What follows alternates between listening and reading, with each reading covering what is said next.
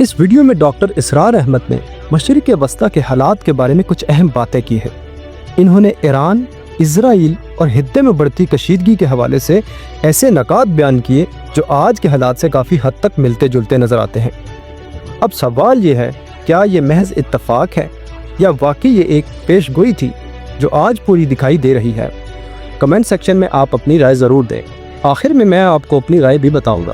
آخری جنگ ہونی ہے جو کہ دجال کے خلاف ہوگی مسلمانوں کی، اور جس میں کہ حضرت مسیح علیہ السلام کا نزول ہوگا، جس کے سلسلے میں اس سے پہلے ایک جنگ ہوگی بہت خوفناک اور عجیب الفاظ ان کے یہ تھے کہ اس میں ایک طرف مسلمان اور عیسائی اور یہودی تینوں ہوں گے۔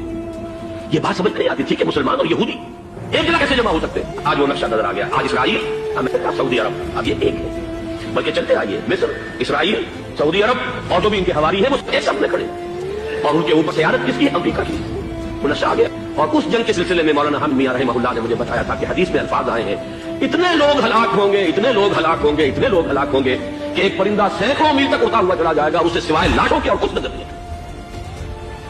یہ نقشہ خاکم بدہن تلا ہوا ہے، کھڑا ہوا ہے۔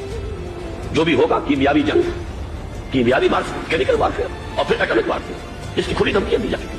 اگر آپ نے یہ ویڈیو دیکھ لی ہے اور اگر میں اپنی رائے دوں تو مجھے ایسا لگتا ہے کہ ڈاکٹر اسرار احمد نے جو باتیں سالوں پہلے کی تھیں وہ آج کے حالات میں کافی حد تک سچی ہوتی نظر آ رہی ہیں۔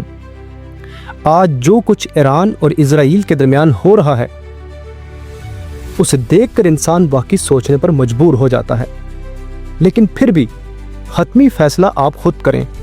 آپ کو کیا لگتا ہے، یہ واقعی وہی حالات ہیں؟ کمنٹ میں اپنی رائے ضرور دیں۔